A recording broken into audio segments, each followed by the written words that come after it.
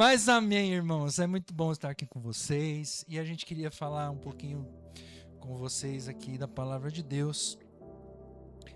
E quando o Marcelo conversou comigo, a gente trocou algumas mensagens e tal. E eu peguei, quando ele falou, ó, você pode ministrar na igreja no domingo, tal, assim, eu falei, tá, Marcelo, eu vou só, segura um pouquinho que eu vou confirmar com você um pouquinho mais tarde. Foi assim, não foi? E a gente já conversa. E aí eu comecei a falar para Deus, Senhor, e aí, o que o Senhor quer que eu fale lá na igreja, né? E aí Deus ali começou a falar comigo ali naquele instante. Aí depois eu, ali em espírito mesmo, eu já orei um pouco. E o Senhor já desceu no meu coração. Vai, fala, vai que eu tenho uma palavra para aquela igreja. E aí eu retornei pro Marcelo, já foi poucos minutos depois, né, Marcelo? Já falei, Marcelo, tá fechado, confirma, sem problema, nós estaremos juntos, né, no domingo à noite. E irmãos, Deus ele me trouxe aqui nessa noite para falar de uma coisa que talvez você já tenha ouvido muitas vezes, mas talvez você precise ser lembrado e talvez você precise ativar isso na sua vida. E hoje eu vim aqui para falar de esperança. Amém? Amém? Porque enquanto eu orava, irmãos, ali buscando a Deus para saber aquilo que o Senhor queria falar comigo, Deus foi muito claro comigo e o Espírito Santo falou muito bem comigo, dizendo o seguinte, olha, naquele local haverão pessoas que precisam que a sua esperança seja renovada, que a sua esperança seja reativada. Gente que tinha esperança, mas que pelas circunstâncias da vida, por muitas coisas, essa esperança, se apagou. E Deus trouxe você aqui nessa noite, hoje, para que a sua esperança seja renovada, para que você comece a caminhar novamente, como alguém que foi liberto pelo sangue do Calvário, alguém que teve ali, como disse o cântico aqui, foi costurado novamente pelo sangue de Jesus, e agora você vai caminhar em esperança. Amém? E eu quis dizer que essa mensagem se chamaria assim, a esperança que Deus dá e a esperança que o mundo oferece, porque existe uma grande diferença. Então, eu queria ler com vocês o texto do profeta Jeremias, no capítulo 29, no versículo 11. É um verso aí muito conhecido, você talvez já escutou bastante falando sobre ele. Eu não sei, vai projetar? 29:11. Jeremias 29:11. Eu vou ficar aqui de ladinho um pouco, porque senão vocês não vão, né? Vocês não vão conseguir ler ali, né? Porque fica na frente, né? O que diz ali a palavra do Senhor? Porque sou eu que conheço os planos que tenho para vocês, declara o Senhor. Planos de fazê-los prosperar e não de causar dano. Planos de dar a vocês esperança e um futuro. Porque sou eu que conheço os planos que tenho para vocês, declara o Senhor. Planos de fazê-los prosperar e não de causar dano. Planos de dar a vocês esperança e um futuro. Amém? Queridos, a esperança, ela é uma necessidade da alma humana. Se você é ser humano, amém? Todo mundo aqui é ser humano. Quem não for aí já pode manifestando aí, se não for, né? Mas a esperança, ela é uma necessidade da alma humana. Todos nós que somos humanos, esperamos por algo. Aí você pode pensar uma melhora financeira, uma cura. Alguém busca uma oportunidade, né? Hoje a gente falou aqui sobre emprego. Uma reconciliação ou um sonho realizado. Em todos esses campos, em todas essas partes da nossa vida como seres humanos, nós sempre esperamos e nós sempre alimentamos uma esperança. O problema está onde? O problema é que às vezes nós colocamos essa esperança que nós temos em coisas que são instáveis, coisas que não têm uma raiz profunda, coisas que qualquer vento consegue abalar e consegue levar de um lado para o outro. Nós muitas vezes colocamos a nossa esperança em coisas que o mundo oferece. E esse mundo, ele oferece uma esperança que é baseada no quê? Baseada em circunstâncias, baseada naquilo que acontece na nossa vida ao redor, no nosso contexto de trabalho, de família, de vida social. Nós muitas vezes depositamos aquilo que esperamos, a nossa esperança, baseado nessas coisas. E aí nós temos um grande problema. Porque a esperança que Deus tem para nós, a esperança que Deus quer trazer para nós como cristãos, ela é diferente. Por quê? Porque ela é uma esperança que é baseada na sua fidelidade. Ela é baseada na fidelidade, tanto sua para com Deus, quanto baseada também na fidelidade de Deus por sua palavra. Então, aqui já há um conflito. Quando nós temos a nossa esperança depositada em coisas que são passageiras, em coisas e circunstâncias que são transitórias, elas vão passar. E aí, a nossa esperança acaba passando junto com isso. Sabe, irmãos, quando tudo vai bem, as duas coisas parecem iguais. Sabe quando você está naquela melhor fase da sua vida? Sabe quando você está tudo dando certo para você? Quando tudo está acontecendo assim, da melhor maneira possível, aí às vezes a gente olha para a esperança, e a esperança que o mundo traz, e às vezes a esperança de Deus, aos nossos olhos, porque tudo está bem, parecem a mesma coisa. Mas não são. Não são. Porque quando chegam as tempestades, irmãos, as tempestades da vida, as dificuldades, quando chega a tribulação, aquilo que a Bíblia chama de o dia mau, que todo ser humano em um determinado momento da sua vida vai passar, não se engane, se você ainda não teve, vai chegar, irmão. Mas, a esperança que vem de Deus, ela é capaz de sustentar o nosso coração quando o dia mau chegar, quando as coisas não estiverem tão bem. E também ela é capaz de te sustentar também quando está tudo bem, quando está tudo legal, quando você está com a saúde perfeita, quando você não tem nenhum problema no trabalho, quando aquele chefe chato que te persegue não te persegue. A esperança que vem de Deus, ela tem esse poder de sustentar o nosso coração. E aí eu quero então aqui colocar algumas diferenças, irmãos. A esperança que o mundo oferece, ela é passageira, como eu já falei. Provérbios 23, 4 e 5. Provérbios 23, 4 e 5. O que ele vai dizer? Ele vai dizer assim, olha, não esgote suas forças tentando ficar rico. Tenha bom senso. As riquezas, irmãos, elas desaparecem assim que você as contempla, assim que você coloca os teus olhos nelas. Elas desaparecem.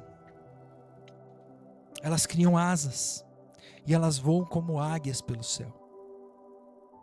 O mundo ensina que a esperança está em acumular riquezas, em conquistar status, em obter reconhecimento, em ter controle sobre tudo na sua vida. Deixa eu falar uma coisa para você, querido. Você não tem o controle de tudo na sua vida. Aliás, o mais correto seria dizer: você não tem absolutamente nenhum controle sobre a sua vida. Porque o controle está nas mãos do único que tem poder para realizar infinitamente mais do que aquilo que você pede ou que você pensa, conforme o seu poder que opera em nós. Então, querido, não tente, se você não quer que a sua esperança morra, que a sua esperança entre num stand-by eterno, entenda, a sua vida está nas mãos do Senhor, e é Ele quem tem o controle de todas as coisas, é Ele quem tem a primeira palavra e a última palavra. Ele é o alfa e o ômega, o sim e o amém. Ele determina e tem o poder sobre tudo e sobre todos. Amém? O mundo te ensina a ter o controle sobre tudo, mas todas essas coisas, as riquezas, o status, o poder, tudo aquilo que você possa alcançar nessa terra, tudo isso é passageiro. Isso é temporário. Sabe por quê? Não sei se vocês já ouviram falar da história. Lá em 1929, aí agora aqui o professor de história falando, misericórdia. Lá em 1929, nós tivemos uma grandiosa crise financeira no mundo. Os países, até aquele momento, viviam uma prosperidade financeira muito forte, muito grande. A Europa tinha países riquíssimos, os Estados Unidos despontavam ali como uma grande potência econômica. Mas em 1929 acontece um problema, e acontece lá um fato que muda toda a história daquele ano. A Bolsa de Nova York, a Bolsa de Valores de Nova York, ela quebra, ela cai de uma forma tão tremenda que pessoas que eram riquíssimas, milionárias, bilionários, ficaram sem nada em questão de minutos. E foi um período onde aconteceu o maior índice de suicídios na América e em outros lugares do mundo. E aí, irmãos, tudo que era seguro, tudo que era de posse que as pessoas tinham, se foi assim de um piscar de olhos. Então essas coisas, irmãos, elas são passageiras, elas são como um vento que sopra e já não estão mais. A saúde, ela pode falhar. Quantas pessoas nesse exato momento agora não estão recebendo diagnósticos terríveis? A saúde, ela pode falhar. Os relacionamentos, eles podem mudar. Os relacionamentos, eles podem muitas vezes ser quebrados. Eles podem passar por um momento de instabilidade que, se você não souber cuidar, se você não souber administrar aquilo ali, acaba, quebra.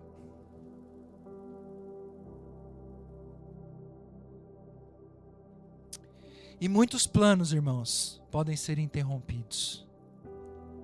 Tudo porque nós muitas vezes decidimos tomar o controle das coisas nas nossas mãos e depositar a nossa esperança naquilo que está lá fora. A esperança do mundo, ela é frágil porque ela depende de fatores que nós não controlamos. Quem constrói sua esperança apenas sobre conquistas terrenas, corre o risco de desmoronar quando elas desaparecerem.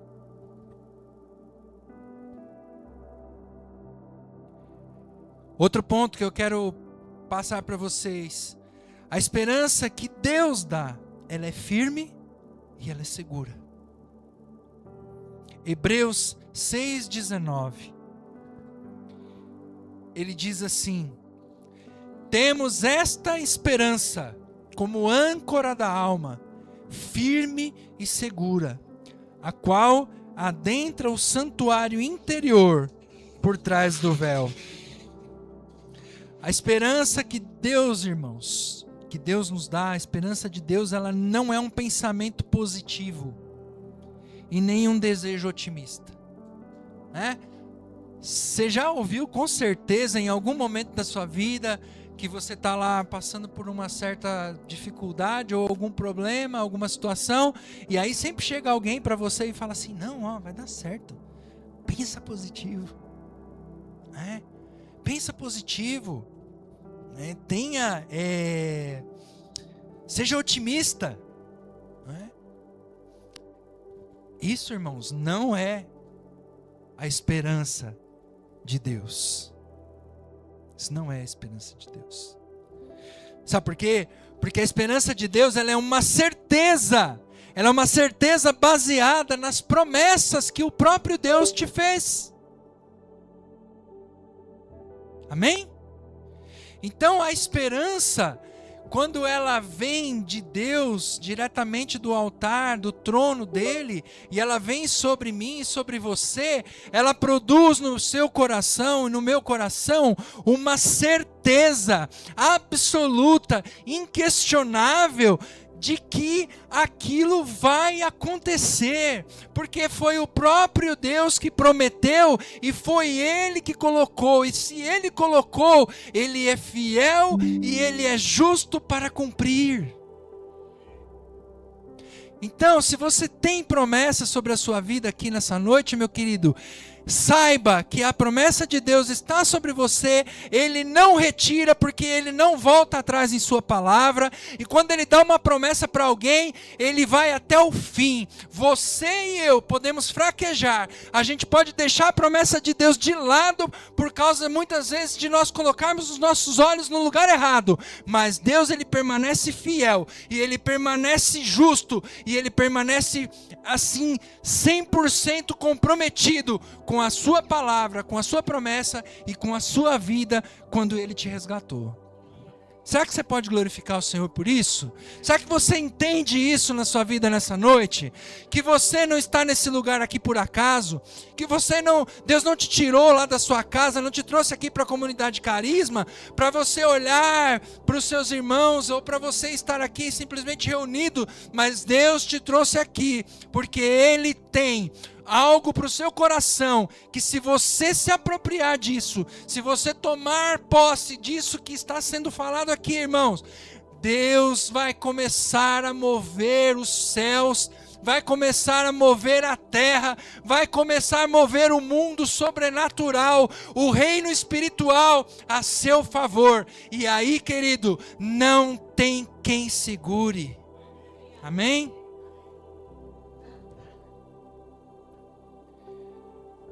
Quando Abraão recebeu a promessa de um filho, tudo parecia impossível. Sim ou não?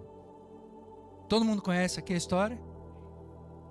Deus chega para Abraão e fala assim: menino, daqui um ano, quando eu voltar, você estará segurando o filho nos seus braços. Sara estava lá dentro da barraca, escutando, escondida, né? Começou a rir. Mas Abraão creu. Abraão creu. Ele creu mesmo que tudo parecesse impossível. Sara, uma mulher já avançada em idade.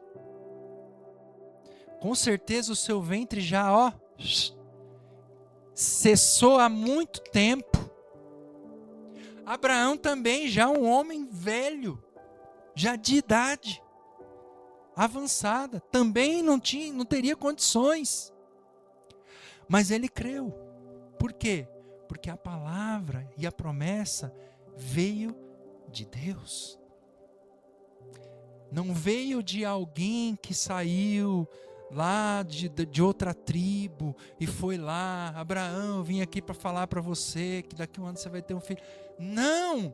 O próprio Deus visitou a Abraão e disse: Abraão, daqui a um ano pode escrever, eu estou dizendo, é a minha palavra e eu tenho um compromisso com você. Daqui a um ano você estará segurando um filho nos braços. E a história diz o quê? Que dali um ano depois, o que aconteceu? Nasceu Isaac. Nasceu Isaac. Quando José estava preso lá no Egito, não tinha sinais de mudança. A situação era desesperadora. A situação era desesperadora. Aquele menino preso durante tanto tempo, injustiçado, já sofria tanto porque tinha sido vendido pelos irmãos, porque tinha sido leiloado, e ele preso lá e não tinha sinais de mudança, mas existia a promessa de um Deus que era poderoso, que é poderoso, e uma promessa que queimava no coração daquele menino, e aquela promessa mantinha a esperança de José acesa, de que um dia o Senhor haveria de cumprir tudo aquilo que havia mostrado a ele, e o Senhor cumpriu cada palavra, cumpriu cada promessa que foi colocada sobre a vida de José. Ainda que as circunstâncias ao redor de José não dissessem que fosse acontecer, que as circunstâncias, quando ele olhava e falava assim: meu Deus, eu vou morrer aqui dentro dessa cadeia, eu vou morrer aqui dentro dessa prisão. Não, dentro do coração de José havia uma chama de esperança que vinha do próprio Deus. Quando Davi fugia de Saul, vocês conhecem também a história. Davi já havia sido ungido rei de Israel, mas ele passou por um período muito grande de dificuldade. Por quê? Porque o rei Saul não aceitava isso. Ele não aceitava que o Senhor havia rejeitado a ele. E então ele começa a perseguir Davi. E Davi começa a ter que fugir, ter que se esconder, dormir em cavernas, ficar muitas vezes ao relento, à noite, passando por perigos. Todas as situações mostravam para Davi, as circunstâncias mostravam que o trono estava muito distante. Que o trono possivelmente seria algo inalcançável. Mas no coração de Davi havia uma esperança que queimava, que mostrava para ele que ele era o rei de Israel, escolhido por Deus e ungido por Deus para liderar aquela nação ao período mais próspero que a nação de Israel teve na sua história. Davi não se deixou levar pelas circunstâncias, pelas dificuldades. Todos esses homens de Deus permaneceram firmes, porque eles confiaram em um Deus imutável. Nós, como homens, como seres humanos, nós somos volúveis. Nós somos pessoas que hoje estamos de uma forma, pensamos de um jeito, amanhã já estamos de outro jeito, amanhã já estamos de outra forma, mas Deus, ele não muda, ele é de eternidade passada até a eternidade futura sempre o mesmo. Ele foi o mesmo ontem, é hoje e será eternamente. Deus, ele não muda, ele não tem variação. A sua palavra, como diz aí, né, no ditado popular, a palavra de Deus, ela não faz curva, ela é reta, ela é certeira, ela vai e ela cumpre o seu propósito. Vamos pensar aqui, irmãos, como se fosse uma âncora. Uma âncora, ela não impede as ondas. Ou impede? Se você jogar uma âncora no mar, ela vai impedir as ondas. Mas ela impede que o navio seja arrastado pelas ondas. Ela impede que uma embarcação seja arrastada pelas ondas. Então pense aí. Você está no mar. As ondas são as circunstâncias. A âncora é a promessa que Deus te deu. A âncora é a palavra que Deus colocou no seu coração, dizendo: vai ser assim, vai ser isto, vai ser aquilo. Essa é a direção que eu estou te dando. E quando você lança essa âncora, as ondas podem bater, podem levar de um lado para o outro, mas aquele barco permanece ali, no mesmo lugar, firme, firme. A esperança em Deus, ela não elimina as dificuldades, mas ela nos mantém firmes em meio às dificuldades e às batalhas. Quem está ancorado em Deus, irmãos, quem coloca essa âncora em Deus, pode enfrentar crises e mais crises, e jamais perderá a fé. Jamais perderá a fé.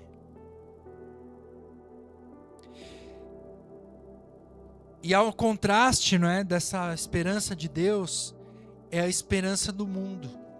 Porque a esperança do mundo, ela está naquilo que se pode ver, naquilo que se pode tocar, né? Naquilo que é tangível. A de Deus, ela está no invisível, naquilo que os teus olhos não conseguem ver, naquilo que as suas mãos não conseguem pegar. Deus, Ele é profissional em materializar aquilo que não existe. Trazer à existência aquilo que não existe. Sabe, irmãos, houve um tempo na minha vida que eu olhava para frente, eu olhava para o futuro, e eu não enxergava nada. Eu não enxergava nada.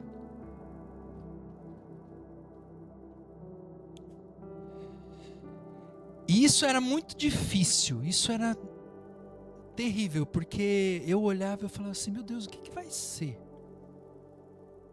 Porque eu não consigo enxergar nenhuma perspectiva, eu não consigo enxergar nada. Nada.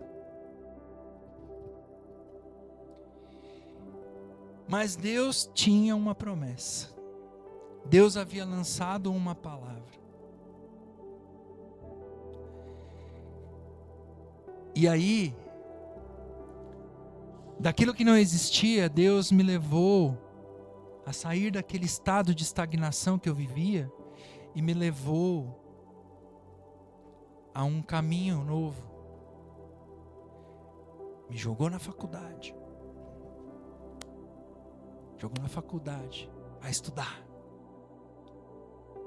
Fui fazer história. Comecei a fazer a faculdade de história. Terminei. Ah, Deus, acabou agora? Não, não acabou. Agora você vai para pós-graduação. Jogou lá. Mais um ano de pós-graduação. Aí como se não bastasse, aí Deus começou a queimar no meu coração um pouco antes da gente começar o culto. Estava conversando aqui com o pastor Marcelo. Deus começou a queimar no meu coração o desejo de me preparar melhor para a questão, né, de conhecimento da Bíblia, de saber um pouco mais a respeito do Senhor, de conhecer mais a fundo o Senhor. E aí eu falei assim: eu vou fazer teologia, eu vou fazer o curso teológico. Comecei a fazer. E no meio do curso teológico, Deus começou a queimar uma chama no meu coração. Começou a queimar uma chama no meu coração. Algo que eu lutei durante muito tempo e anos. Eu lutei contra, porque eu não quero. E Deus falando: ó, ei, a sua esperança, onde que está? Onde está a sua esperança? Ei, a sua esperança está naquela palavra que eu te dei, que eu falei com você lá atrás. Você se lembra? Você era tão jovem.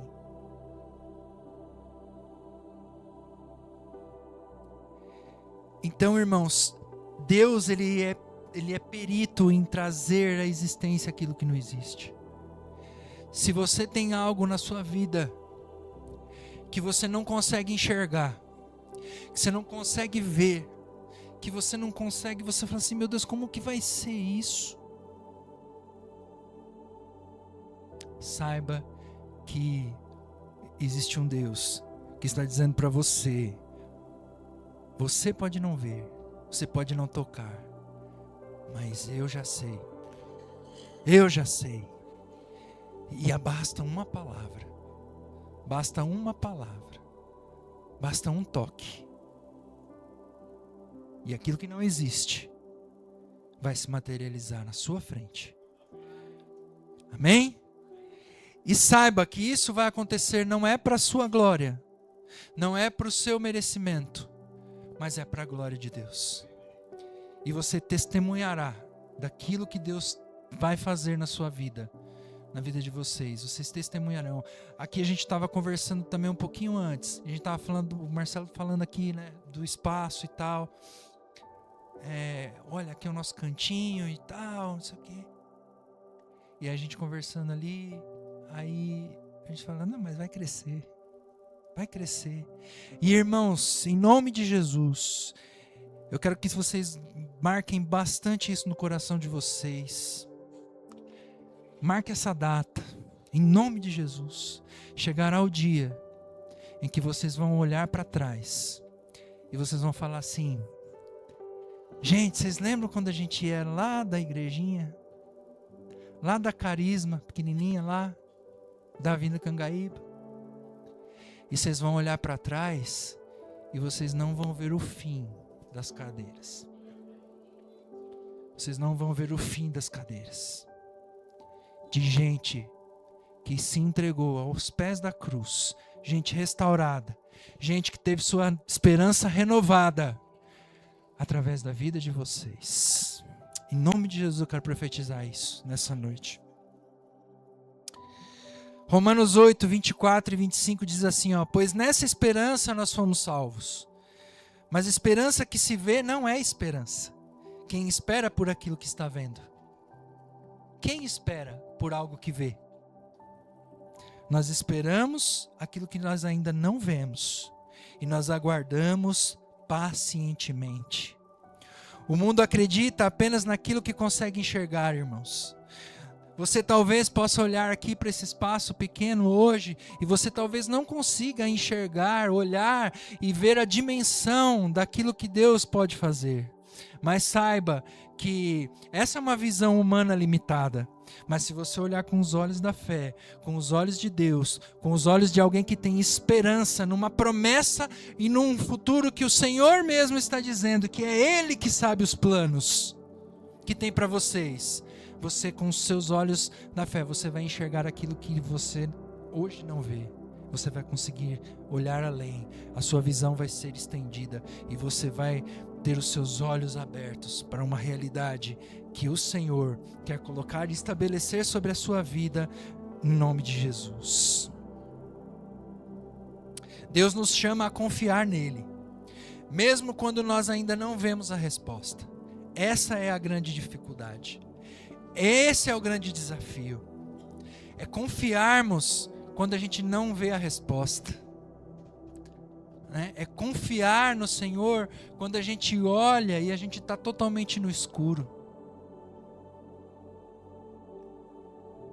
É quando você olha para aquele diagnóstico e você fala assim, meu Deus do céu, e agora? Agora é confiar. Agora é crer. Agora é saber que existe uma promessa. E essa promessa é aquilo que produz a esperança. Eu quero trazer à memória aquilo que me dá esperança. A esperança cristã, ela olha além das circunstâncias, ela se apoia na certeza de que Deus continua trabalhando, mesmo quando tudo parece parado, quando tudo parece que não está acontecendo nada, quando tudo parece estar morto, Deus ainda está trabalhando. A palavra de Deus diz que Ele trabalha enquanto a gente dorme. Enquanto você está lá com sua cabeça naquele travesseiro ali, ó, roncando, né, dormindo lá em berço esplêndido, o Senhor está trabalhando por você. Abraão recebeu a promessa do filho, ele tinha 75 anos de idade. E ele viu essa promessa acontecer um ano depois.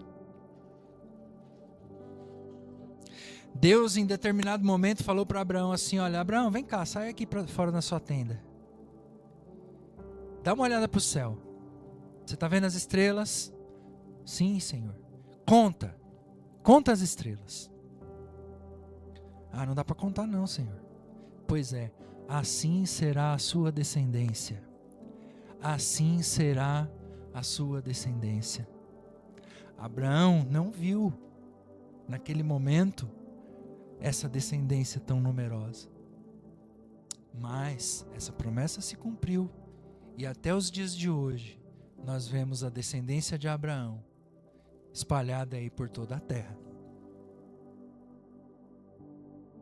A promessa demorou, mas Deus permaneceu fiel.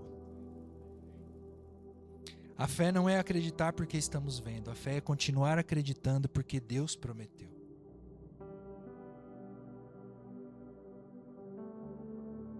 E para a gente terminar, irmãos, a esperança em Deus, ela produz renovação e força.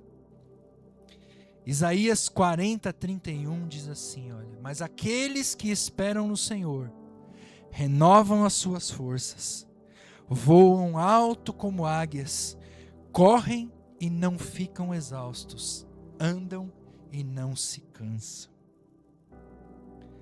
A esperança que o mundo tem a dar para nós, ela nos traz ansiedade.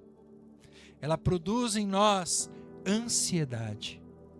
Se você colocar a sua esperança nas coisas deste mundo, naquilo que o mundo tem para te oferecer, naquilo que o mundo tem para te dar, você vai viver uma vida de ansiedade.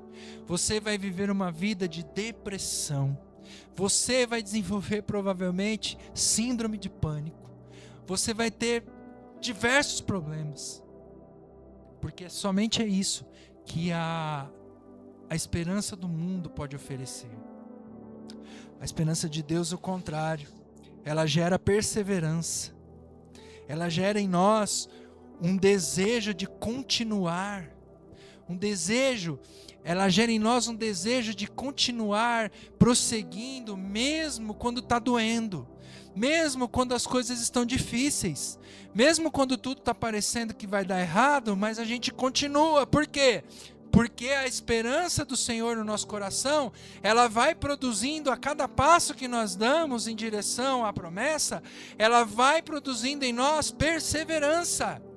E aí, o nosso coração, ele fica com a tendência a não fraquejar, mas a continuar. Por quê? Porque a palavra de Deus diz que o cristão, ele vai caminhar de glória em glória.